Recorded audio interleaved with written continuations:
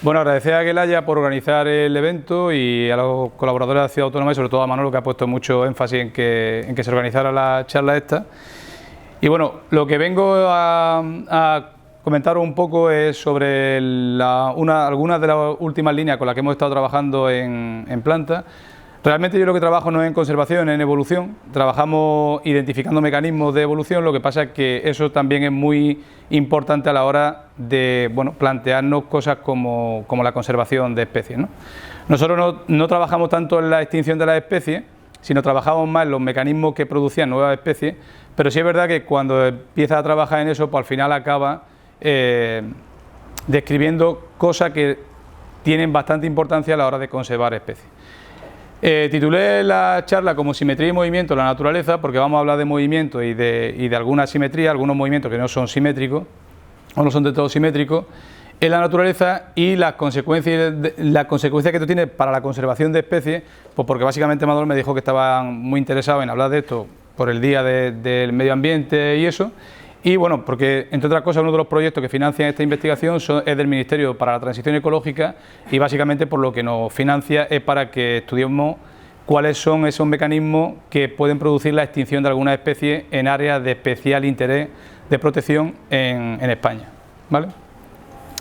Bueno, pues cuando generalmente se habla al público en general de movimiento, lo que piensa el público en general suele ser en algo así, en animales porque estén migrando, por ejemplo. Los pájaros pues suelen ser, las aves en general suelen ser un ejemplo bastante bueno y todo el mundo se le viene a la cabeza bastante fácilmente, aunque es verdad que los animales en general suelen ser bastante buen ejemplo. Otro buen ejemplo serían por las migraciones en general, como por ejemplo las migraciones de la mariposa monarca, que es una de las migraciones más importantes, o mejor dicho, más impresionantes que tenemos en el planeta. ¿De acuerdo? También se nos viene a la cabeza, pues, migraciones del tipo de las que se ven cuando uno se va a echar la siesta y ve algún documental de las dos, en la que le explican cómo los elefantes migran de un lado a otro, o cómo los ñus pueden ir moviéndose, etcétera, etcétera. O, por ejemplo, esta, que a mí también me parece una de las migraciones más impresionantes, la isla de Navidad, en Australia, aunque está más cerca de Indonesia, pero pertenece administrativamente a Australia, en la que una vez al año generalmente hay una explosión reproductiva de estos animales y lo que hacen pues es cubrir la isla, básicamente. Entonces la gente, pues bueno, es como un atractivo turístico por esto de... Entonces, cuando los animales como que invierten mucho en ese movimiento, parece que nos llama la atención a los humanos, ¿no? Los humanos que, por cierto, también somos animales y pues este tipo de cosas nos sentimos identificados. Otro movimiento de la naturaleza podría ser también otro tipo de migración, la de los salmones, que es bastante impresionante porque los salmones generalmente tienen un ratio de éxito bastante bajo. Los salmones, no sé si lo sabéis, pero bueno, si no lo comento yo, nacen en un río generalmente y se tiran 2 años migrando, dando vueltas por el planeta, por los océanos. Estas suelen ser las rutas de migración de los salmones, y vuelven al mismo río donde nacieron a desovar. Se reproducen en el mismo río y ponen los huevos en el mismo río, después de 2 años, y mueren en ese río. Es decir, se reproducen solamente una vez en la vida. Lo que pasa es que el éxito que tienen estos bichos es de 2 bichos adultos por cada 2 millones de huevos que se ponen. Es decir, muchísimos se pierden por el camino, pero muchísimos. Tiene una tasa de éxito bajísima. ¿De acuerdo? Entonces, pues este tipo de cosas, ya digo, nos llaman bastante la atención. Los humanos obviamente no somos una excepción. Los humanos migramos mucho, nos movemos mucho por el planeta, nos hemos movido mucho. Y estas son las migraciones humanas de los grupos humanos desde 1500. Y como veis, pues bueno, pues hay una migración muy grande. De hecho, la más grande fue de Europa a América. Pero bueno, también hay una migración de África a Europa. Esta probablemente no era por propia voluntad. Esta parece ser que un poquito más, ¿no? Y luego, pues bueno, pues podéis ver cómo todas las flechas van uniéndose, etcétera, etcétera. ¿De acuerdo? Estos son migraciones humanas. ¿De acuerdo? Pero claro, cuando pensamos en un organismo como las plantas nos las describen siempre a los que incluso, bueno, en el cole ya, cuando nos hacen empezar a conocer un poco nuestro entorno, lo que se conoce ahora como conocimiento del medio, creo, o algo por el estilo, pues nos explican que este tipo de organismos son sésiles. Las plantas son un organismo bastante curioso o bastante sorprendente, porque de hecho cuando uno piensa en extraterrestres, piensa en bichos verdes, pero probablemente si encontráramos algún día algún extraterrestre, probablemente se parecería más a esto. Y si esto no existiera en el planeta y nos llegara algo así, alucinaríamos, porque sería un organismo que llega, que utiliza la energía solar para producir materia, que eso no lo hace ningún otro organismo sobre la faz de la Tierra, Y bueno, no se mueven, pero tienen otros muchos mecanismos que le hacen ser, o le hacen tener cosas o cualidades bastante interesantes. Personalmente a mí me parecen incluso más interesantes a veces que los animales, ¿de acuerdo? Llegado a este punto, sí me gustaría recomendar la bibliografía de este profesor de la Universidad de Florencia, Stefano Mancuso, que tiene varios libros muy interesantes, como por ejemplo La nación de las plantas, El increíble viaje de las plantas, que habla sobre todo de migraciones de plantas, y además tiene toda la bibliografía traducida al español, y luego tiene un libro también muy interesante que se llama Sensibilidad e inteligencia en el mundo vegetal. Además, este hombre es director del Laboratorio Internacional para la Neurobiología de Plantas, que es una cosa que cuando lees por primera vez dices, aquí se han colado un poco, ¿no? Porque neurobiología en plantas, ¿qué es neurobiología ni qué es neurobiología? Si las plantas no tienen neuronas. Bueno, pues en este libro habla de muchos mecanismos que hacen que nos recuerde al comportamiento de un sistema nervioso en planta, como por ejemplo la colaboración entre plantas. Las plantas tienen la capacidad de enviarse señales por las raíces y colaborar o competir dependiendo de la situación en la que se encuentren. ¿De acuerdo? Bueno, en cualquier caso, ya digo, para llamar la atención sobre la calidad el interés que puede tener la biología de las plantas, pues leer la bibliografía de este hombre es bastante interesante. Pero llegado a este punto, hablando de plantas y hablando de movimiento, tenemos que introducir un concepto para los que no hayan estudiado biología a un nivel así un poco más, quizás superior o como lo queramos llamar, que sería el concepto de migración, que lo tenemos muy manoseado en humanos, pero es un concepto biológico pues que tiene bastante que ver con la migración que nosotros tenemos en la cabeza, pero tiene algún detalle en biología. La migración generalmente suele ser un movimiento interpoblacional de individuos, es decir, individuos de una población que se mueven a otra población, pero de la misma especie, ¿de acuerdo? Y este movimiento pues, puede tener pues muchas razones. Muchas veces los organismos simplemente se encuentran en alguna circunstancia desfavorable y simplemente pues, se mueven para intentar escapar de esas circunstancias desfavorables, pero eso no solamente lo hacen animales o lo hacen plantas, eso lo hacen incluso bacterias. Las bacterias, si las ponemos en unas condiciones de hambruna, pues intentan moverse.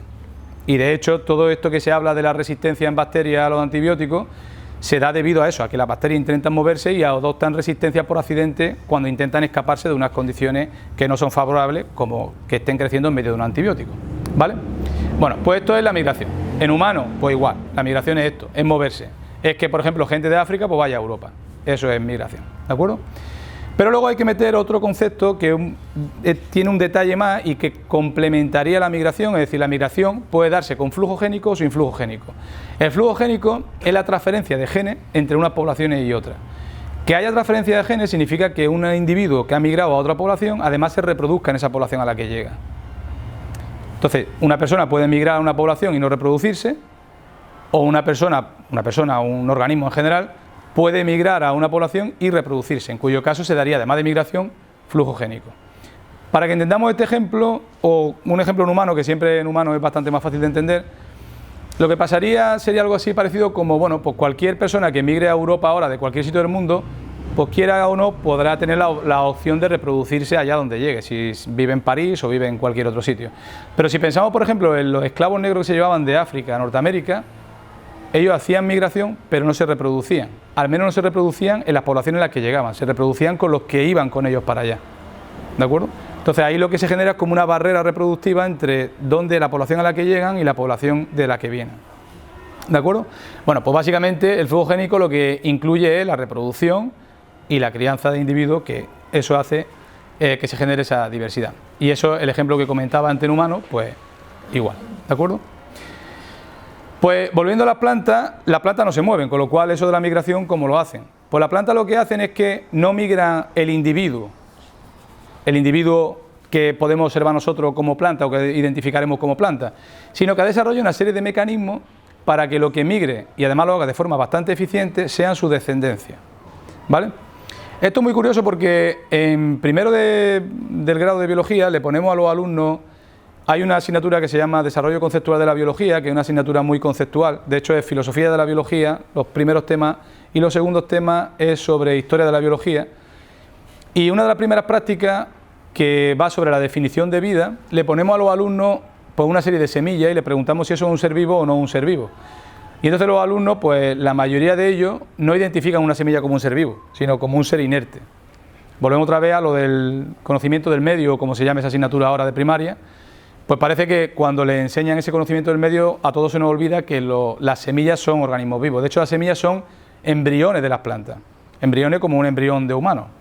Lo que pasa es que el embrión se acaba de desarrollar cuando está en unas condiciones favorables. Algo parecido a lo que pasaría, no sé, un embrión de un marsupial, que sale sin desarrollarse y luego se desarrolla en una bolsa de la madre, ¿no? Pues algo así, pero sin bolsa. Sin bolsa, pero con mucho nutriente que le deja la madre preparada ya en la semilla para que se desarrolle. Bueno, pues las plantas han desarrollado mecanismos muy eficientes de migración para que los hijos se vayan lo más lejos posible de la madre, ¿vale? Como por ejemplo estos mecanismos que son, pues no sé, algo parecido a una lanilla, que suelen tener este tipo de semillas, que esto, ahora la gente que tiene afecciones alérgicas suele acordarse mucho de esto, sobre todo en zonas secas. Aquí en Melilla no tanto porque es una zona bastante húmeda y no, esto suele caer al suelo, pero en zonas secas, en Granada por ejemplo, pues ahora se ven nubes de esto por ahí pululando y suelen ser pues o semillas o algún tipo de lanilla que liberan los álamos o alguna cosa por el estilo. Alas de todo tipo para que se la lleve el viento, esto suelen ser también una forma muy eficiente de dispersarse. Luego hay otra forma muy eficiente de dispersarse que se llama, es lo que llamamos zoocoria, que es que la planta utiliza a animales que sabe que se van a acercar a ello para pegarse y bueno, pues transponer a otro sitio. O por ejemplo los muy valorados cocos, que también es una forma de resistencia, sobre todo en islas oceánicas. Esto es por lo que en todos los sitios paradisíacos nos ponen coco, es porque es que los cocos están adaptados a eso, a estar meses pululando asociados a la deriva y luego topar con alguna isla por ahí perdida de la mano de Dios y pues ahí empieza a crecer la palmera que sea, ¿de acuerdo?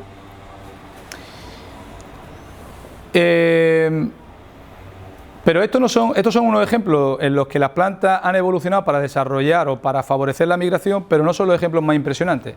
Los ejemplos más impresionantes para favorecer la migración son los frutos. Los frutos que muchos de nosotros pues, podemos tener en la cabeza, parece que se han desarrollado para que nosotros nos alimentemos, pues no. La planta no tiene ningún interés en que disfruten mucho de una manzana muy gorda. Lo que tiene interés es que su semilla llegue a algún sitio después de que te coma la manzana, ¿vale? Y la mayoría de los animales, pues lo que hacen es pimparse el fruto entero. No suelen comerse y luego tirar las semillas ni nada de eso, sino que se pimpan entero y muchas veces incluso cuando excretan esas semillas, se favorece la germinación de esas semillas. Un ejemplo muy típico, de hecho, de aquí de Marruecos, serían las semillas del argán, que además necesita de determinados ácidos de las cabras para que esas semillas empiecen a germinar. Y sin ese ácido cuesta muchísimo trabajo. De hecho, en Granada se han hecho pruebas para intentar germinar las semillas sin que pase por el tracto digestivo de una cabra y hay que pues, rasparla, someterla a ácido, etcétera, etcétera, y aún así cuesta bastante trabajo. En cualquier caso, esto sería la adaptación mayor que han tenido las plantas y imaginaros, todos los frutos que conocemos, pues todos esos son adaptaciones, una radiación brutal para que los animales que consumen este tipo de frutos pues dispersen esas semillas lo más lejos posible. ¿De acuerdo? Esa sería esta parte, esa sería la parte en la que la migración o el flujo se da gracias a la dispersión de la descendencia. Pero hay otra forma que las plantas han desarrollado y es la dispersión de su propio gameto, sin llegar siquiera a la descendencia. Y eso lo han desarrollado sobre todo las plantas que son o machos o han desarrollado su parte reproductiva de macho, favoreciendo que los gametos lleguen lo más lejos posible. Hay plantas que de hecho todo lo invierten a una reproducción al azar por sus gametos. Entonces las plantas, como digo, pues esa reproducción que se da, o sea, esa migración de gametos, es básicamente la migración del polen, que también está relacionado con todas estas alergias que se dan, y es que las plantas intentan que su polen llegue pues, a otra planta para fecundarla y reproducirse también, ¿vale?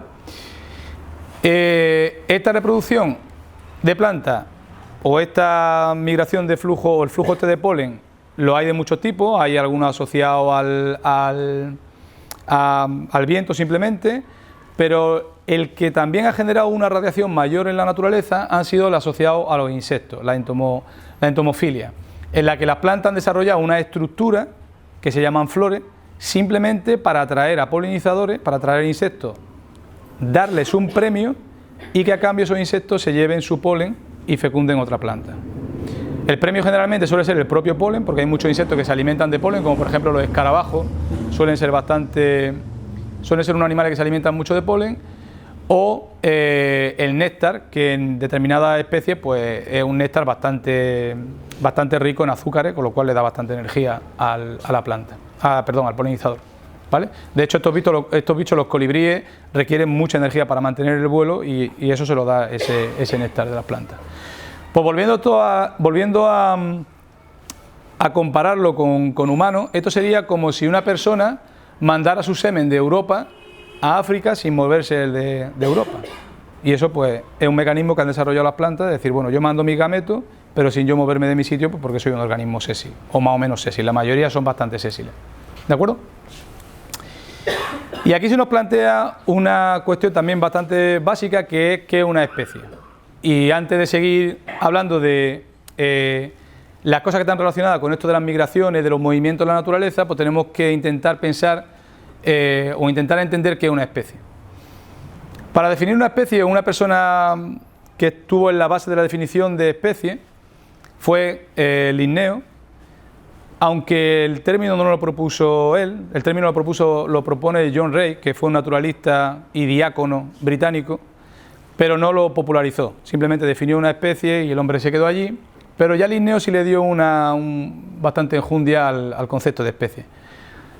Para los que no estéis familiarizados con Linneo, supongo que a lo mejor a alguien le suena esta chica, una chica que tenía un programa en Netflix, creo, que se dedicaba, yo no he visto nunca el programa, pero sí me lo han comentado, se dedicaba a enseñar a la gente cómo clasificar cosas en su casa y ordenar la casa, etcétera, etcétera.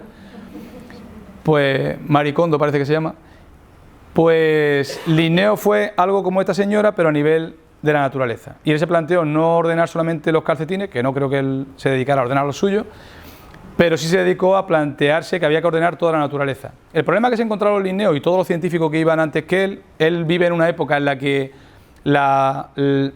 se está viviendo la salida del Renacimiento, en la que se ha descubierto un nuevo mundo hace un par de siglos, bueno, menos de un par de siglos, y en la que hay un montón de diversidad que no se conoce bien y no se trata bien, porque en cada sitio del mundo se nombran las especies de una forma diferente. Cada uno pues tenía su nombre local para determinar la especie que sea.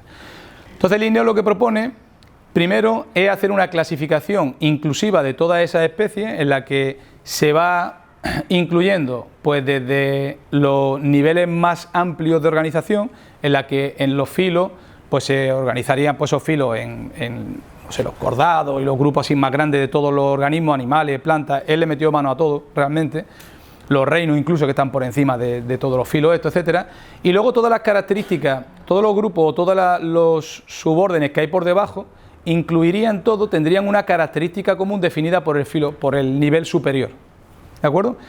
Y el más bajo, o al más bajo que él llegó, fue al de especie. Luego sí aparecieron subespecie y variedad, que eso es una cosa que nadie acaba de entender y mucho menos de definir, pero sí al de especie. Y en el de especie le da tal importancia que incluso acuerdan que, o propone que hay que nombrar la especie de una forma universal. Todo el mundo debe llamar la especie de la misma forma para que alguien que trabaje en China o alguien que trabaje en Europa puedan entenderse cuando hablen de la misma especie, y no que en China se le llame de una forma localmente y en Europa se le llame de otra forma localmente. ¿De acuerdo?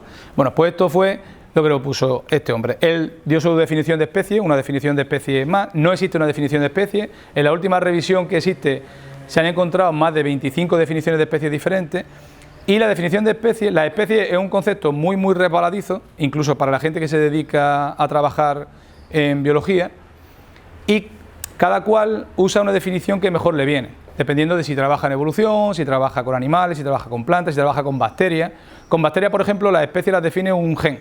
Dependiendo de cómo te diferencies tú de tu primo, pues es una especie o no una especie. Pero claro, una definición como esta de aquí, en la que dice que una especie son grupos de individuos que se reproducen entre sí o que pueden reproducirse entre sí, pues claro, eso en bacterias o en plantas, que las plantas son bastante promiscuas, pues no suele encajar muy bien. Pero bueno, aún así, tener el concepto de especie viene bien para poder manejar. Pero ya digo, hay un montón de excepciones, como por ejemplo la especie en anillo, que son especies que no han acabado de diversificar totalmente, todas estas se reproducen unas con otras, pero llega un momento en que una con la otra pues no se reproduce. Hay cosas que se conocen como, dentro de una misma especie podemos identificar morfos muy diferentes. Todo esto son unas especies de araña que son de Hawái y cada una está asociada a una isla de Hawái porque han ido especiando en cada isla. pero todas se reproducen entre sí, todas son de la misma especie. Lo único que ha habido eventos de cuello de botella, que se llama, y ha llegado una muy rara a una isla y esa es la que ha generado la nueva población. Entonces, bueno, o hay cosas que son complejos de especies, cosas que son ligeramente diferentes, o cosas que nos parecen a nosotros todo lo mismo y no lo son porque son especies diferentes. Entonces, todo este tipo de cosas son pegas que se nos pueden aparecer o se nos pueden plantear cuando trabajamos con especies. El Parus major, por ejemplo, es un pájaro que encontramos incluso por aquí, por esta zona, pero fijaros hasta dónde llega su distribución. Y aquí, pues cualquiera que trabaje en evolución pues puede plantear, bueno, y esta especie realmente, este bicho, cuando se encuentra uno de por aquí, si es que se lo encuentra alguna vez, ¿lo va a identificar como de la propia especie? Pues seguramente no. Seguramente hablen literalmente idiomas diferentes, con lo cual probablemente no se identifiquen. Pero los taxónomos, cuando se ponen a identificar con las características que a ellos les interesa, es decir, el número de no sé qué es la pluma, el coloreado que tiene la pluma, etcétera, etcétera, pues llegan a que es la misma especie. Otra cosa es lo que piense el pájaro, que probablemente no piense igual que el científico. ¿De acuerdo? Bueno, pues definido esta especie, los mecanismos que subyacen a la aparición de nuevas especies suelen ser algún tipo de presiones selectivas divergentes, que se llama. Y voy a explicar un poco qué significa eso. Una especie generalmente está compuesta por diferentes poblaciones. Y esas diferentes poblaciones, pues hay un flujo génico entre ellas. El flujo es lo que hemos hablado antes, ¿no? Puede haber individuos que migren de una población a la otra y se reproduzcan. Todas esas reproducciones que suele haber entre una población y otra, lo que hace es que cohesiona la especie. ¿De acuerdo? Si nosotros dejamos poblaciones separadas durante mucho tiempo, al final solamente por el tiempo se separan en especies diferentes, sin que pase nada más. ¿De acuerdo? Pero si hay ese flujo génico, es decir, si entre las poblaciones hay flujo génico, pues generalmente suele haber una cohesión entre especies. Lo que ocurre es que puede pasar que una de esas poblaciones tome un camino evolutivo diferente. Puede ser que aparezca una barrera a la reproducción, es decir, que una especie pues de repente aparezca un barranco o aparezca un río, o simplemente que aparezca en una población una presión selectiva muy diferente, es decir, algo que haga que esa especie empiece como a intentar cambiar para no desaparecer los individuos, no la especie, los individuos, ¿vale? Y entonces toma un camino evolutivo diferente. En ese caso empiezan a construirse lo que se conocen como barreras reproductivas, es decir, en el momento en que los individuos de una población identifican a otro individuo como algo diferente con lo que no tienen que reproducirse, pues aparecen barreras reproductivas muy fuertes. Nosotros los humanos sabemos mucho de esto de las barreras reproductivas porque nuestras culturas en plural, generan muchas barreras reproductivas, muchísimas, ¿vale? Si estas barreras se completan totalmente, entonces tendremos una especie nueva, porque estos individuos de esta nueva especie no identificarán a esto como de la propia especie y viceversa.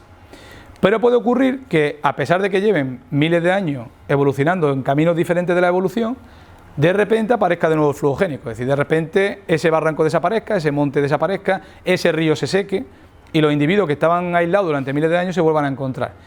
Si se ha completado todo eso, como digo ya, pues simplemente coexistirán, pero se ignorarán o competirán o lo que sea, pero no van a identificarse como la misma especie.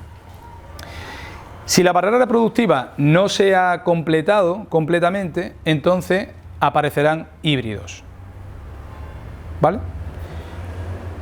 Volviendo a ejemplificarlo con humanos, que es algo que nunca hago con mi alumno, pero aquí, como es una cosa más de divulgación, pues vamos a ejemplificarlo con humanos. Esto es lo que pasó con los neandertales y los sapiens. Los neandertales se separaron de la línea de los sapiens durante miles de años, de hecho cientos de miles de años, y de repente los sapiens se encontraron a los neandertales. Y en aquel entonces no teníamos culturas tan desarrolladas como para decir esto es diferente porque reza a otro dios o porque hace no sé qué, no sé cuánto, sino que se reprodujeron. Y entonces lo que ocurrió fue que hubo una introgresión, los neandertales desaparecieron simplemente porque los sapiens eran más numerosos, ni más ni menos. Y es simplemente porque sois tanto que al final, por mucho que intente reproducirse, al final hay una introgresión. Y hay muchas características de sapiens que siguen existiendo entre nosotros, como por ejemplo la tendencia a ser diabético, es una tendencia sapiens, o por ejemplo el pelo pelirrojo es un carácter sapiens, sapiens no neandertal. El color pelirrojo de pelo es un carácter neandertal, ¿vale? Bueno, pues llegado a este punto, y habiendo definido especie y cómo va a aparecer la nueva especie, vamos a hablar de qué es el cambio global. El cambio global básicamente es algo que ha ocurrido en la naturaleza durante mucho tiempo, es decir, cambios globales ha habido muchas veces, hay muchos cambios de ciclo, entre ellos tiene que ver, por ejemplo, los campos magnéticos del planeta, tienen que ver las glaciaciones que ha habido, que en el fondo son parte de los cambios globales que ha sufrido el planeta. Y de hecho, la mayoría de las veces, si hablamos con un geólogo, por cambio global, pues dicen eso es un invento un poco de los biólogos para ganarse la vida, porque estos cambios se han dado muchas veces, y este que se está dando en tan poco tiempo, pues no tiene ningún recorrido porque hace demasiado poco tiempo. Los geólogos miran hacia atrás como con muchísimo más tiempo, y para ellos los miles de años o los cientos de años que han pasado no tiene nada que ver, ¿no? El problema con el cambio global es que estos cambios globales es verdad que son cíclicos, pero nosotros estamos provocando un cambio global que va mucho más rápido de cualquiera que se haya conocido anteriormente, ¿de acuerdo? Y es básicamente, o lo que hace que este cambio global se esté dando, son las emisiones que hacemos artificialmente a la atmósfera de CO2. Fijaros que venimos de estas temperaturas desde los años 50, que tampoco es tanto, si nos fuéramos más atrás veríamos menor temperatura, y ya hemos llegado a principios del siglo XXI, ya hemos llegado a una parte bastante buena y hemos aumentado casi, bueno, 1 grado la temperatura general de la superficie terrestre. Con las predicciones que hay de emisión de CO2, si nos quedamos como estamos ahora mismo, pues este grado ya no lo vamos a perder, al menos en los próximos 100 años probablemente. Pero si seguimos emitiendo al ritmo que estamos emitiendo ahora, lo que va a ocurrir es que probablemente esa temperatura aumente más de 4 grados. Y 4 grados, pues a lo mejor a nosotros se nos traduce en alguna ola de calor que nos sea más o menos desagradable, pero como tenemos aire acondicionado y eso, pues tampoco vamos a sufrir mucho. Pero la traducción en las consecuencias que tiene la naturaleza, pues es bastante más, porque lo que ocurre cuando hay cambios de temperatura muy bruscos es lo que ocurría también en las glaciaciones a un tiempo bastante más lento. Y es que las especies suelen migrar de norte a sur y de sur a norte. Cuando hubo glaciaciones, fijaros que las glaciaciones llegaron a ocupar media Europa, y todos los reservorios de biodiversidad de Europa en el Mediterráneo quiero decir, fueron la península ibérica, la península itálica y la península balcánica. Por eso, estas penínsulas albergan la mayor cantidad de biodiversidad de toda Europa, porque siempre han sido el refugio de todas esas especies que intentaban migrar hacia estas penínsulas hacia estas penínsulas y también hacia el norte de África, cuando el norte de África era un continuo también, que también eso ha pasado y han migrado bastantes veces, y también el norte de África es un reservorio bastante amplio de biodiversidad por esa razón, ¿de acuerdo? Pero cuando la glaciación se retiraba, las especies volvían a migrar, porque claro, había un calentamiento global y todas estas especies volvían a buscar hábitos más fríos donde pudieran sobrevivir, ¿de acuerdo? El problema de ahora es que está ocurriendo tan rápidamente que, por ejemplo, a las plantas no les da tiempo a poder migrar o a poder hacer que migren sus descendientes. Los animales pueden intentarlo, pero también muchos se están perdiendo por el camino, ¿de acuerdo? Pues en este ámbito de estas migraciones norte-sur, Jampi colaboradores, que fue de hecho uno de mis jefes en Escocia, propusieron o estudiaron cuánto tendrían que migrar las especies en altitud para corregir la migración en latitud. Pues fijaros, para corregir un cambio de temperatura que le costaría a una especie migrar 150 kilómetros en latitud, solamente le hace falta migrar unos 100 metros en altitud para corregir esa temperatura. Aquí, como en Melilla vivimos a nivel del mar, pues eso a lo mejor no lo pensamos mucho, pero si pensamos en Sierra Nevada, que son 4.000 metros, o casi 4.000 metros, o en el Tubcal, que son 4.000 y pico, 100 metros es un porcentaje muy pequeño de ese macizo montañoso. Y hay muchas especies que lo que están haciendo es que tienen un frente de avance en altitud, y en toda la parte baja de la montaña directamente están muriendo todos los individuos por la cantidad de temperatura, de falta de agua, etcétera, etcétera. ¿De acuerdo? Bueno, pues en este escenario, en este marco, nos planteamos nosotros qué pasaba cuando ocurría esto de la hibridación. Porque claro, si tenemos especies que están migrando hacia las cumbres de las montañas, lo que ocurre en esa migración de las cumbres de las montañas es que esas especies de baja montaña se encuentran a los propios endemismos de alta montaña. Esos propios endemismos de alta montaña generalmente son especies que se han desgajado de esta forma porque se han adaptado a la alta montaña, mientras que sus parientes estaban adaptados a la baja montaña. Pero si obviamente en la baja montaña la temperatura, los de baja montaña suben y contactan con los de alta montaña. Si hay barrera reproductiva, fenomenal, porque no pasa nada, coexisten, compiten o lo que sea. Pero si no hay barrera reproductiva, aparecen híbridos. ¿Y cuáles son las consecuencias de estos híbridos? Pues la consecuencia puede ser que no haya consecuencias, simplemente que compitan y probablemente en esa competición pues pierda la de alta montaña, puesto que la temperatura se va a parecer en breve a la de baja montaña, por los aumentos de temperatura. Puede que se genere un híbrido, pero que sea un híbrido no agresivo, es decir, que se genere un híbrido y el híbrido pues tome su propio camino evolutivo, pero no fastidie a ninguno de los parentales. Puede que incluso se revierta la especiación, es decir, que la especie que empezó a generarse como nueva desaparezca porque se la coma la otra, que tiene mayor distribución, porque bueno, pensad que la baja montaña tiene una distribución mucho más alta que la alta montaña, porque las cumbres suelen ser siempre con una superficie más pequeña, ¿no? Y lo que puede ocurrir también es que haya introgresión, que es lo que le pasó al neandertal con los sapiens, es decir, que se reproduzcan unos con otros y al final desaparezca una de ellas, ¿de acuerdo? Bueno, pues hace unos años, desde el Ministerio para la Transición Ecológica, nos financiaron un proyecto para estudiar este tipo de hibridaciones en los parques de alta montaña españoles. Los parques de alta montaña españoles son básicamente, pues, el de la Caldera de Taburiente, el del Teide, Sierra Nevada, que para nosotros es un poco lo que lidera toda la investigación. Luego tenemos Monfragüe, que no es de alta montaña, pero preveíamos que iba a haber eventos de hibridación también, los del Pirineo, que sería Ordesa y Aguestortes, Picos de Europa. Y ahora, bueno, nos ha aparecido uno nuevo, que la gente del Ministerio son bastante graciosos, porque, bueno, apareció, no sé si sabéis que ahora hay un nuevo parque nacional en Andalucía, que es el de Sierra de las Nieves, y el otro día nos escriben del Ministerio diciendo, si tenéis resultados del parque Sierra de las Nieves, por favor, presentándolo, que vamos a hacer una reunión en octubre, no sé cuánto, pero es que Sierra de las Nieves no era un parque y no podíamos incluirlo en un proyecto de parque nacional. Entonces los del Ministerio están un poco como despistados, la gente que trabaja en los ministerios generalmente suelen ir bastante despistados. Bueno, y en el marco de este proyecto pues hemos identificado zonas híbridas como tan impresionantes como esta de aquí, en la que los parentales son una especie que tiene este tipo de flor, rosa, y otro parental que tiene este tipo de flor amarilla. Y todos los demás son híbridos. Hay híbridos que tienen un color intermedio, como estos híbridos que tienen un color cobrizo, que esos se llaman híbridos de primera generación, son los primeros híbridos de la primera reproducción, y luego hay híbridos tan raros como híbridos de estos blancos, que directamente la hibridación ha hecho que pierdan la característica del color. Y esos suelen ser híbridos de segunda generación, en la que se han anulado rutas, etcétera, etcétera. Bueno, pues en este marco nos planteamos estudiar, os voy a poner uno de los ejemplos porque hemos estudiado varios, y uno de ellos en Sierra Nevada, como digo, que es el que hemos dedicado más tiempo.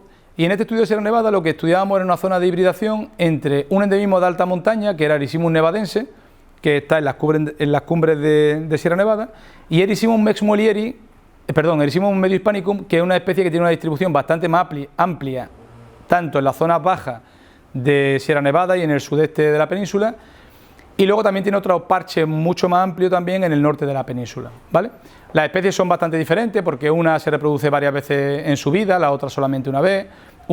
Esta por ejemplo presenta solamente un escapo muy grande, muy propio de zonas de baja montaña, mientras que esta tiene un montón de escapos muy bajitos porque tiene que aguantar la nieve durante 10 meses o por ahí, tiene que aguantar el viento de la alta montaña, etcétera, etcétera, ¿vale?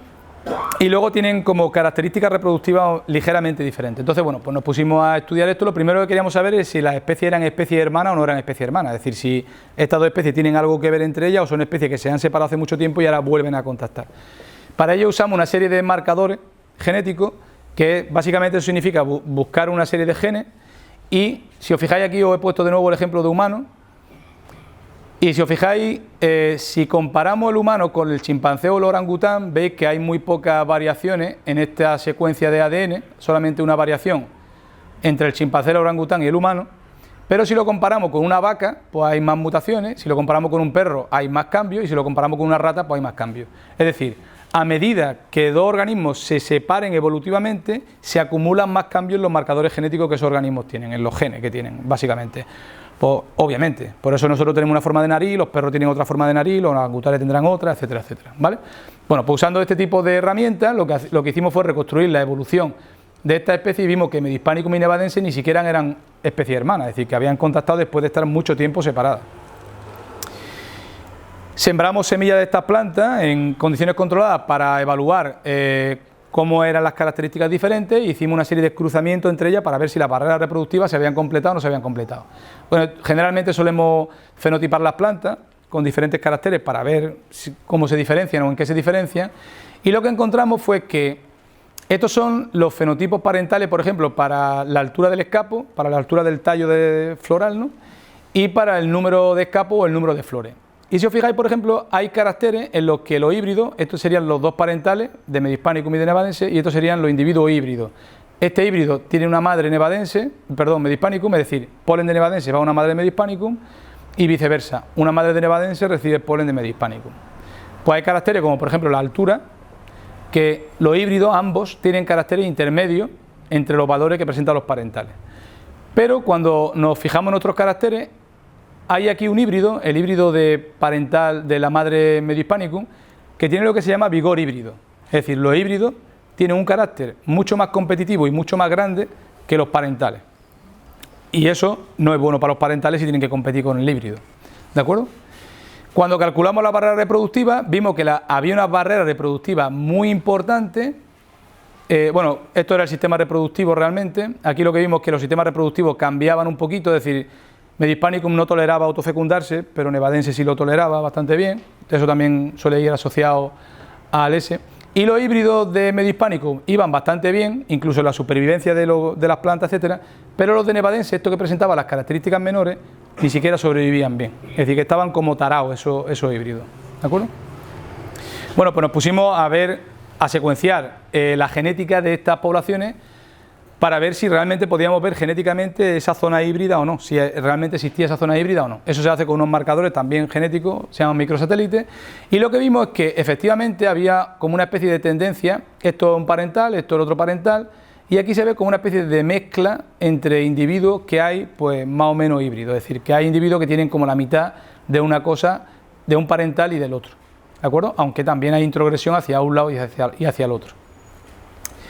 Por ejemplo, la introgresión hacia aquí parece que hay, pero hacia el otro lado pues no hay mucho. Es decir, parece que el de baja montaña sube a la alta montaña, pero no al revés. ¿De acuerdo? Cuando calculamos los flujos, las tasas de flujo génico, se veía que estas poblaciones que eran parentales, efectivamente veíamos que había un flujo como de 30% de genes hacia la población híbrida, es decir, que los híbridos realmente eran híbridos, ¿vale? Y seguimos evaluando a ver quién eran los que promovían esa hibridación. Y lo que hicimos fue poner un array de plantas parentales y plantas híbridas, a ver si los polinizadores podían diferenciar entre híbridos y parentales. Pues los polinizadores no solamente, bueno, estos son los polinizadores, estas plantas además se caracterizan porque tienen un gremio muy generalizado de polinizadores, es decir, no es como las plantas que se polinizan por colibrí, que solamente va el colibrí, sino que van pues tropecientos mil insectos.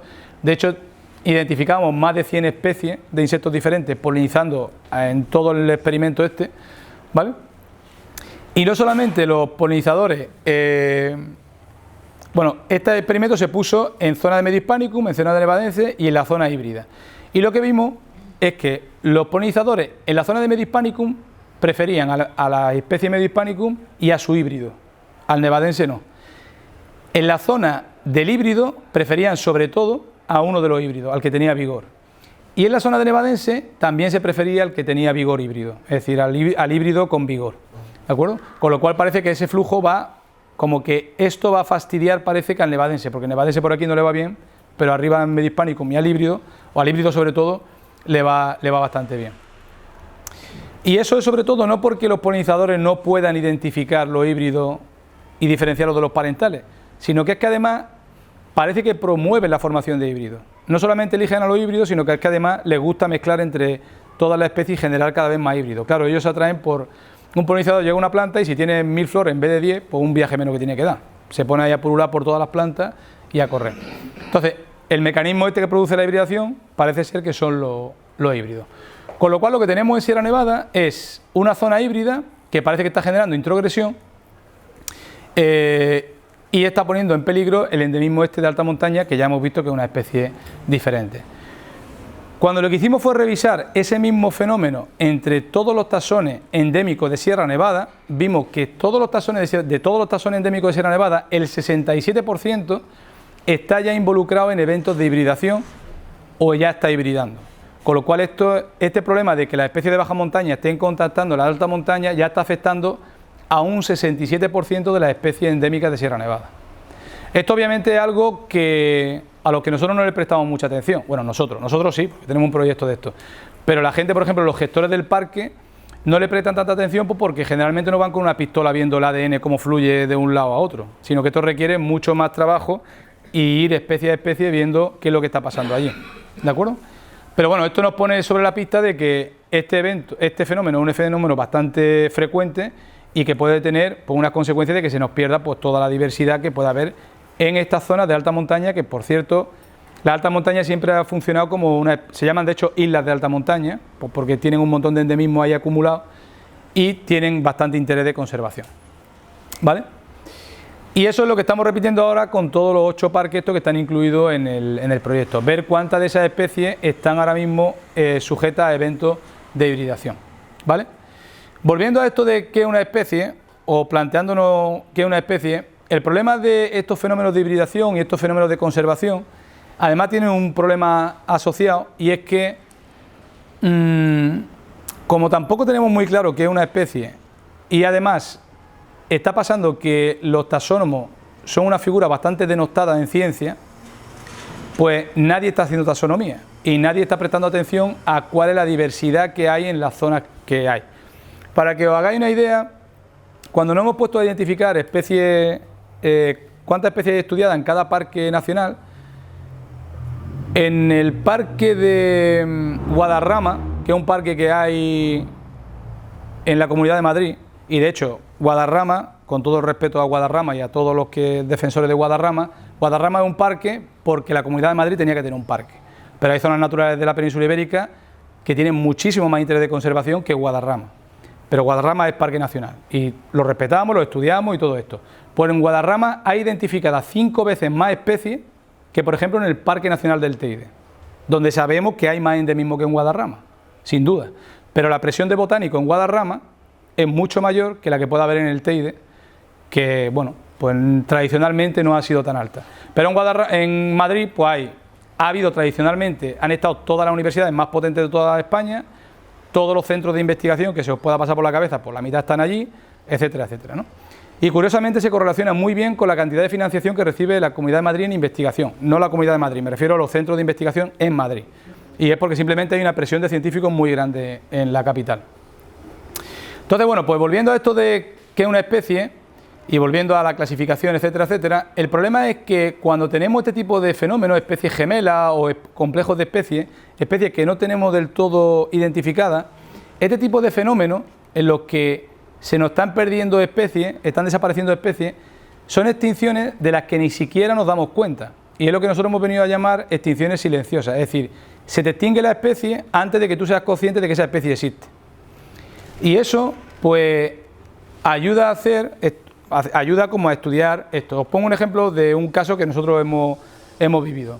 Esta especie es otra especie del género Erysium, que nosotros hemos trabajado aquí en el norte de África, de hecho, bueno, en el norte de África no, en Marruecos, y es una especie bastante interesante que vive en praderas de alta montaña, y esta especie, Erysium nervosum, se describía en el Rif, en la zona del Talasemtán, que es la zona que hay ya casi, bueno, llegando a Schauen, de hecho se entra por Schauen, ¿vale? En la zona del Talasemtán, en el medio Atlas, en toda la zona de Ifrán y todo esto, y en el alto Atlas. Sobre todo en la zona del Tubkal y tal, pues hay un montón de poblaciones de esta especie. Esta especie no se tenía ni en peligro de extinción, ni era interesante, pero bueno, era una especie que no hay problema, está distribuida en diferentes cordilleras, fenomenal. Cuando nosotros nos pusimos a estudiar todas las especies del género que había en Marruecos, identificamos diferentes especies y quisimos ver a ver qué diferencia había entre todas las especies. Fenotípicamente, cuando nos pusimos a analizarlo no había casi diferencia, es que eran calcadas las especies. Bueno, todo esto, la flora de Marruecos se publicó hace muy poquito, se publicó una flora de Marruecos, son 3 tomos, que es bastante interesante en francés, pero la anterior a esa flora es de Mairey de principio de siglo, y Mairey sigue siendo el rey del pollo frito en la taxonomía del norte de África, no de Marruecos, de todo el norte de África.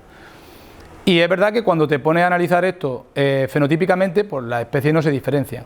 Pero cuando atiende a otras características, como características cuantitativas, nosotros atendimos, por ejemplo, a la forma de la flor y al color de la flor, sí se veía que ahí sí había diferencias que nos hacían sospechar que las poblaciones que había en el Rif y lo que había en el Atlas no tenían mucho que ver.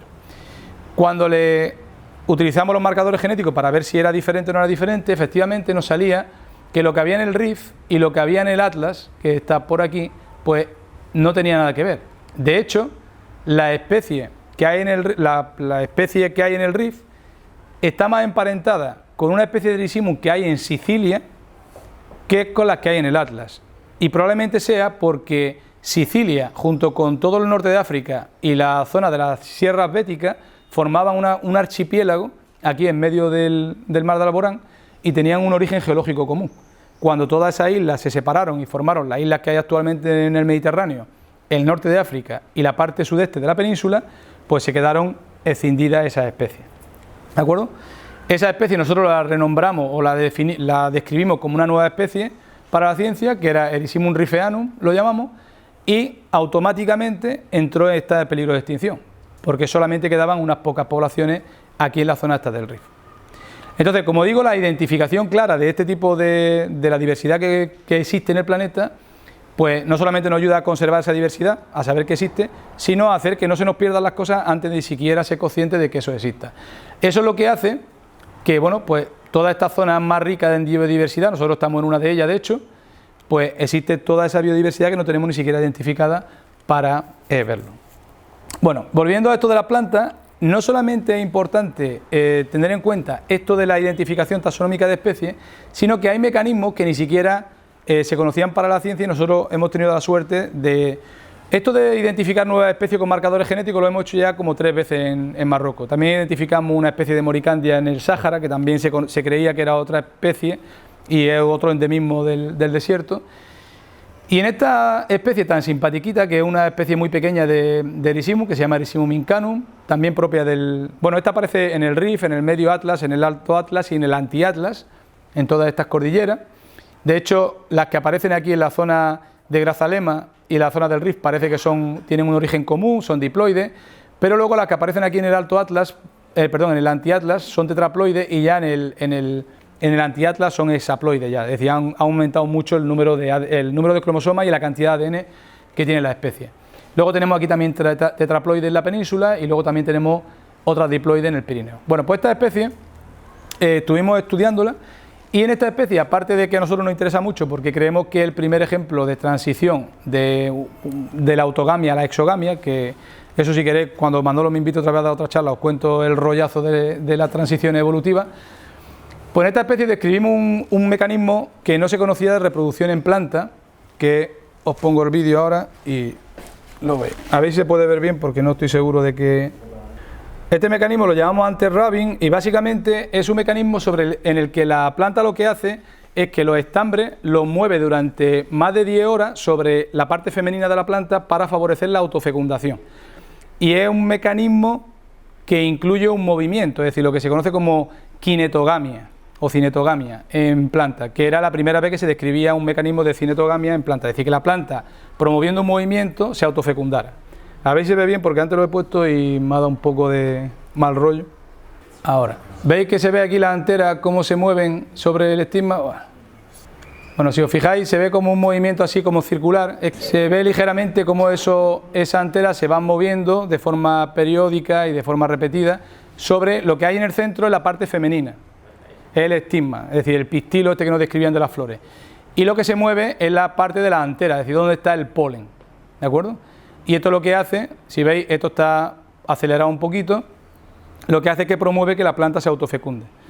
Y esto es un mecanismo bastante interesante porque primero no se conocía en planta un mecanismo que promoviera o que lo que utilizara fuera el movimiento para autofecundarse, pero en caso de que se pueda esto extrapolar a otras plantas que a nosotros nos interesen, como por ejemplo plantas con interés agrícola, pues imaginaros el hecho de que nadie tenga que estar ahí con una perilla fecundando a, no sé, a un chirimoyo, por ejemplo, ¿no? Sino que pueda promover que el chirimoyo se fecunda a sí mismo, ¿no? Entonces, bueno, no se ve muy bien, ya digo, por el ese, pero bueno, el link está por allí, si ponéis anti-rubbing os saldrá y aparecerá y se ven bastante bien, los vídeos son de bastante calidad. Bueno, el reproductor no deja muy allá eso.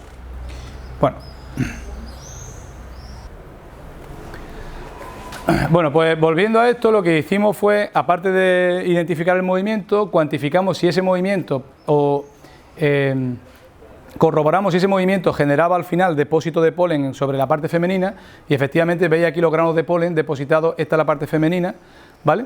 Y cuando hicimos una serie de cruzamientos para ver si con ese movimiento era suficiente para la planta para llegar al máximo de reproducción, pues efectivamente la planta llegaba al máximo de reproducción simplemente con el Rabin este, con lo cual no le hace falta ni que llegue polinizador, ni que tú la toques, ni nada de nada. Ella ya se vale para autofecundarse, ¿de acuerdo?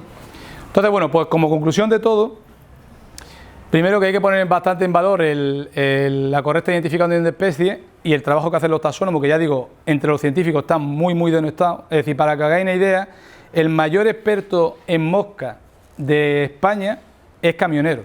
No se puede ganar la vida identificando moscas, sino que lo hace como un hobby. Y eso, pues, a mí, aparte de pena, me da bastante vergüenza, la verdad, porque hay gente que es muy válida y sin ello nosotros no podemos seguir trabajando, por mucho que lo que venda sea secuenciar genes y hacer cosas de estas.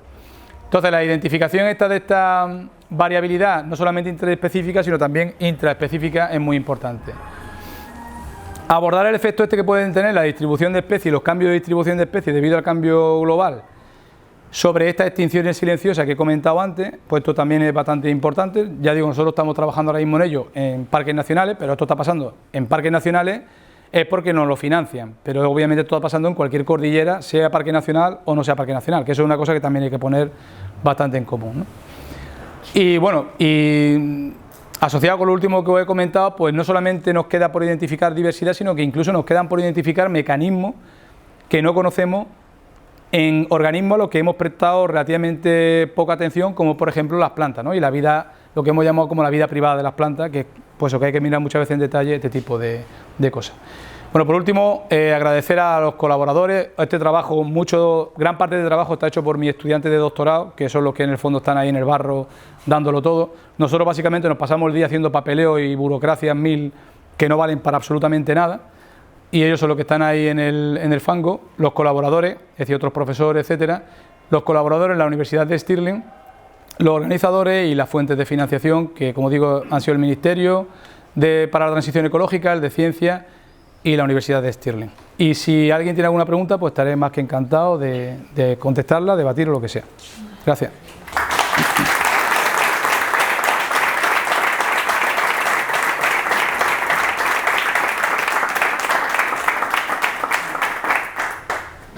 Pues yo una muy concreta. Los híbridos serían parte de eso que se dice, que se llama superespecies también. Muchas veces en la historia de la genética, los híbridos han sido al final los que han... Sí, bueno, los híbridos que si son viables y son buenos competidores, se pueden convertir en una superespecie, como dice. Lo que pasa es que te hacen perder al final un montón de diversidad, que ese es el problema. Nosotros lo que sospechamos nosotros ahora, porque siendo tan grande el híbrido y parece tan buen competidor, nos extraña mucho que esté tan localizado en esta zona y no se haya extendido hacia otro lado. Entonces nosotros lo que sospechamos es que probablemente el híbrido en la segunda o tercera generación muera, es decir, como que pierda viabilidad, que es lo que pasa con algunos híbridos que hemos desarrollado nosotros. Por ejemplo, los mulos y eso pierden la viabilidad en la primera generación, pero hay otros híbridos que la pierden en generaciones posteriores, o todas las razas, por ejemplo, que hemos desarrollado de perros y todo este tipo de cosas. Todas las enfermedades asociadas a perros suelen ser porque hemos forzado tanto la máquina o hacia la hibridación o hacia lo contrario, hacia la endogamia, que al final lo que hace es que en unas cuantas generaciones pues al dálmata le surjan enfermedades de riñón, al otro no sé cuánto, tal. Pero es que esas especies tan bonitas en la naturaleza durarían un par de generaciones como mucho, y lo que abundaría sería pues los chuchos que son mezcla de todo y que tiran para adelante con todo. Cuando hablas de especies es porque tenéis la certeza de que esa especie es única, es la primera.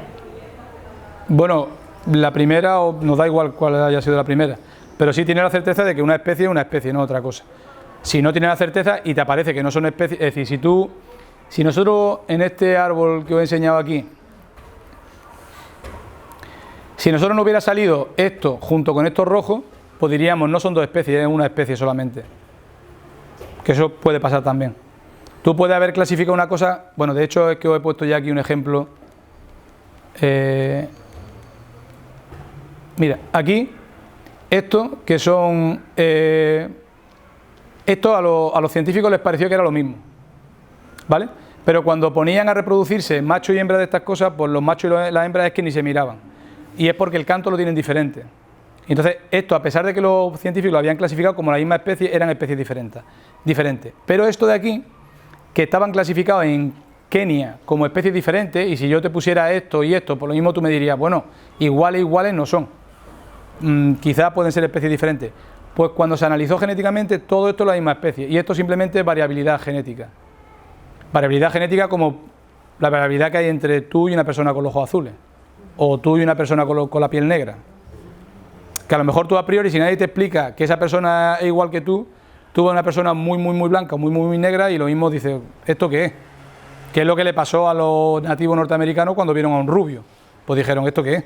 O una persona con barba que le llegaba por aquí, pues dijeron, esto obviamente es otra cosa que no somos nosotros.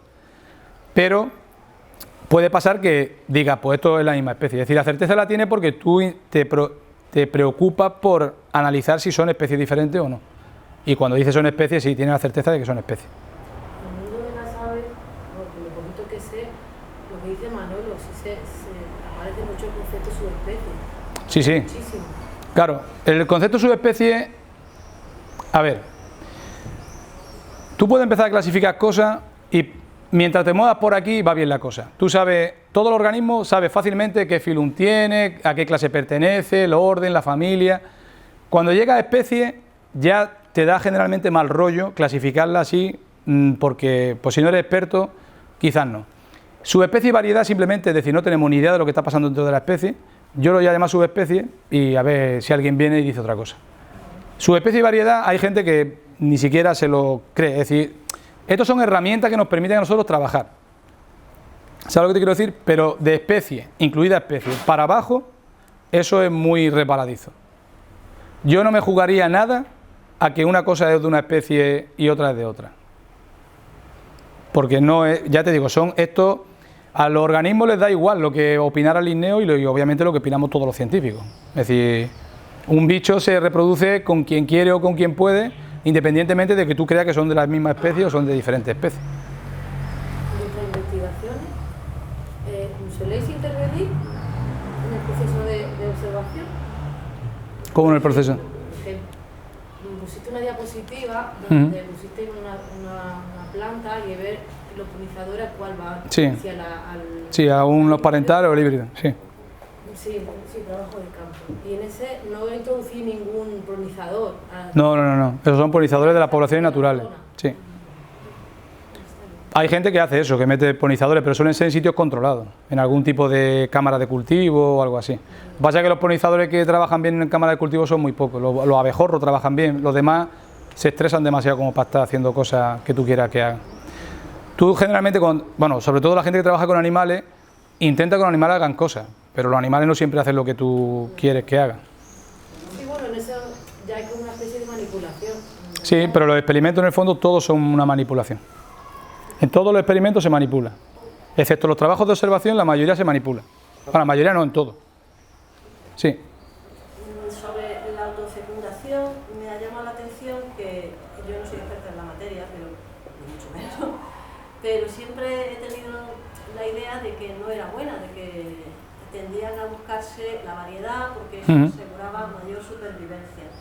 Entonces quería preguntarte si habéis trabajado sobre la hipótesis de si esta autofecundación la utilizan en caso de ausencia de polinizadores, que igual se está produciendo. O sea, si es un último recurso o si es un recurso habitual.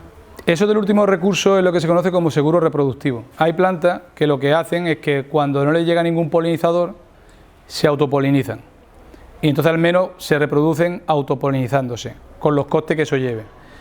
La autopolinización o la autofecundación en general, porque en organismos animales también existe autofecundación. Los caracoles, por ejemplo, se autofecundan generalmente. Los caracoles siempre intentan reproducirse con otro individuo. Pero si no le va bien, pues se autofecunda. O si no encuentra nada, al final se autofecunda. Y al menos pues saca eso adelante.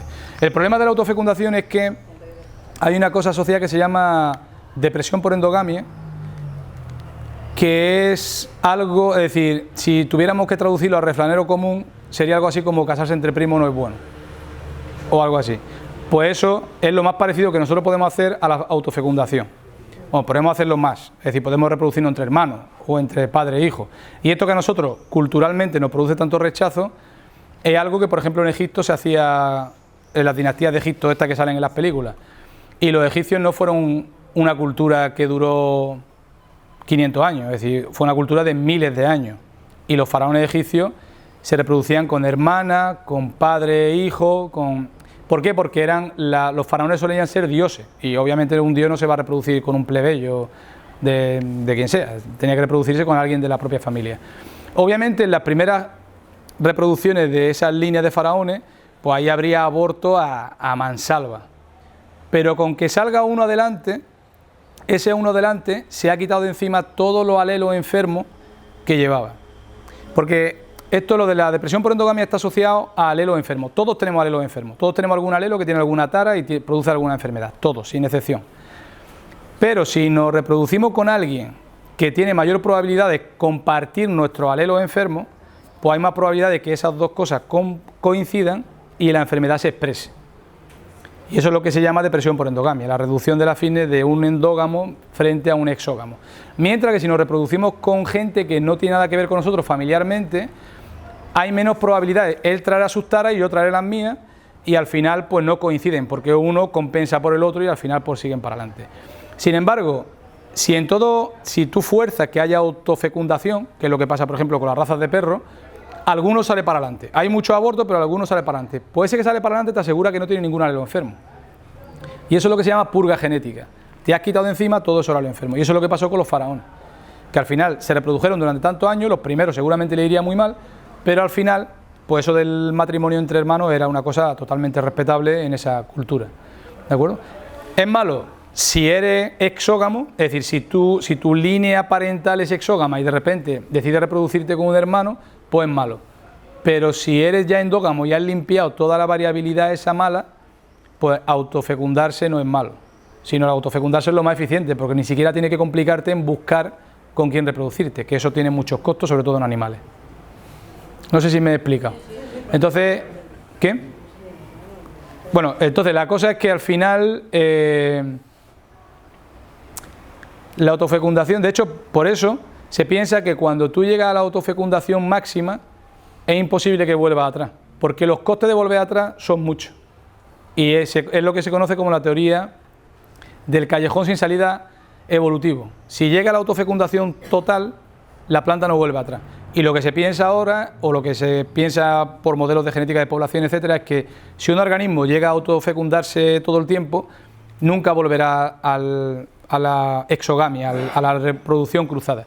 Que es lo que nosotros estamos intentando echar abajo como teoría con este proyecto que decía aquí de Incanum y Wilcekianum. Que nosotros creemos que Incanum, o Wilcekianum mejor dicho, que es una especie también de Marruecos, es el primer ejemplo que se conoce en la naturaleza de una especie autógama que ha generado una especie exógama. ¿Cuáles son los mecanismos que han hecho que eso pase? Pues en eso estamos trabajando en otros dos proyectos diferentes que tenemos financiados aparte. Una pregunta genera otra.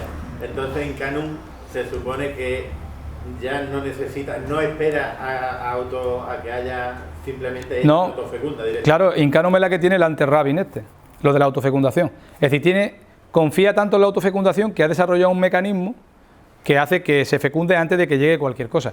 Pero nosotros hemos hecho experimentos y es que no va nada. Es decir, nadie se acerca, ningún organismo, ningún polinizador se acerca a esta planta. Pues porque además es que las flores suelen ser lo que se conoce como señales honestas. Si una planta tiene una flor grande, le está diciendo al polinizador, ven porque tengo recompensa. Pero si una planta ya desarrolla una flor escuchimizada, lo que le está diciendo es que ni te moleste porque yo ni polen, ni néctar, ni nada de nada. Si te quieres parar, te para, pero que no... A ver, y se irá haciendo más fuerte, cada vez más fuerte. ¿El qué? Y la Incanum se irá haciendo cada vez más fuerte, ella sola, no necesitará de animales que la fecunden, y entonces pues será una planta invasora o será una planta... Bueno, el concepto de invasión está muy asociado a lo que hacemos nosotros. Las plantas no son invasoras. Las plantas son invasoras cuando el hombre la coge y la mueve de sitio. Pero la planta, si Incanum llega aquí sola, pues fenomenal, pues muy bien. No ha invadido nada, se está moviendo como se mueven todos los organismos. Pero la invasión la hacemos nosotros. Lo que sí puede ser más competitiva o menos competitiva. Eso sí. Sí, yo entiendo que Rafa pregunta eso, si no necesita ya insectos. Sí, no necesitas insectos, pero bueno, lo de reproducirte no es más que un componente más de tu éxito. Pero que tú puedes tener la ilusión de reproducirte que te meta un bocado a alguien, como le ha pasado a los arares, ¿no? De la cantera. Que eso pues ya no se van a reproducir, por mucho que quisieran ellos reproducirse. Entonces los polinizadores son un componente más, solamente. La flor del tomate se parece mucho... ¿A esto no? Porque también se autofecunda Ah, sí, no, la flor de tomate no se autofecunda. La flor de tomate necesita unos polinizadores que son los abejorros, precisamente. La flor de tomate tiene un mecanismo muy interesante de polinización y es que tiene dos tubos que lo que hacen es que con la vibración del abejorro expulsa el polen a chorro. Entonces... Había leído que también gracias al viento se mueve la flor. Pero eso, hace falta una vibración para que el polen salga. Pero no se autofecunda, sino que tiene que haber cruzamiento entre ellas. De todas formas, eso es muy fácil. Si alguna vez plantáis una planta de tomate y os fijáis en las flores que se desarrollan cuando está nublado, no suele producir casi fruto porque no hay ningún polinizador. Es que parece como que los polinizadores tienen que avisarnos, pero los polinizadores funcionan aunque tú no los veas. Y nosotros no solemos prestarle atención a eso generalmente. Por eso hay gente que suele sacudirla. Eso sí. Es lo que decía antes de los chirimoyos. Los chirimoyos tú puedes esperar que llegue un polinizador y te lo fecunde. Pero si tu vida depende de ello, es mejor que contrate a alguien y que esté con una perilla fecundando, haciendo el trabajo de los polinizadores. Porque los chirimoyos sí son invasores y aquí no hay polinizadores que fecunden a los chirimoyos. Yo por último, no quiero tampoco que estamos abusando de ti. La Erythrumum veo que es una crucífera. Sí. Suelen haber mucho endemismo relacionado con las crucíferas. ¿Puede ser por esto? ¿Porque hayan desarrollado mecanismos de...? Nosotros hemos mirado del mecanismo en otra especie de crucífera, en Arabidopsis, en Capsela y en otro, y ninguno tiene ese mecanismo de frotarse. Pero sí, las crucíferas, que ahora son la familia Brassicaceae, son una familia gigantesca, tiene un montón de géneros, y este género es uno de los más numerosos. De hecho, el género Erythrumum. ¿Por qué son tan diversas? Pues no sabría decirte. Es verdad que son muy diversas. Ahora hay una discusión muy interesante y es que siempre se había considerado que el foco de diversificación del género, de la familia, de las crucíferas, era Asia Central, y había solamente un científico así medio loco que decía que era el norte de África, y parece que ahora se están tornando la balanza y parece que puede que el foco de diversificación fuera el norte de África y de aquí pasara hacia Asia Central. Pero sí, es muy diverso, pero no por este mecanismo. Será por otros muchos mecanismos que haya y por adaptación, vamos. ¿Podría explicarnos cuándo se habla de familia, cuándo se habla de especie, cuándo se habla de género? Eso, mira, es algo tan sumamente arbitrario que si no eres taxónomo no creo que pueda llegar a... Son caracteres que los taxónomos hayan definido y han dicho, pues no sé, animales pulmonados, pues animales pulmonados lo ponemos en este nivel. Obviamente todo tiene una lógica, es decir, no es que llegaran y se juntaran y dijeran, venga, ¿qué utilizamos? Sino que se va poniendo dependiendo de unas características que definen ya sea una planta, un animal o lo que sea, ¿no? O una bacteria, que también tienen este tipo de clasificación. Entonces, ¿cuándo se define? Pues cuando los expertos, los que se dedican a la taxonomía, digan que aquí hay que utilizar este carácter o este otro carácter. Como decía antes, en bacterias, por ejemplo, se usan los marcadores genéticos. Pues eso a ti y a mí no nos dice casi nada. Pero a lo mejor un experto en taxonomía de bacterias sí se lo dice. ¿De acuerdo?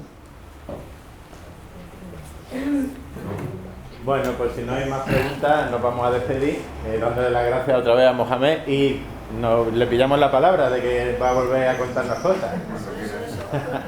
Muchas gracias. De nada, yo. Gracias.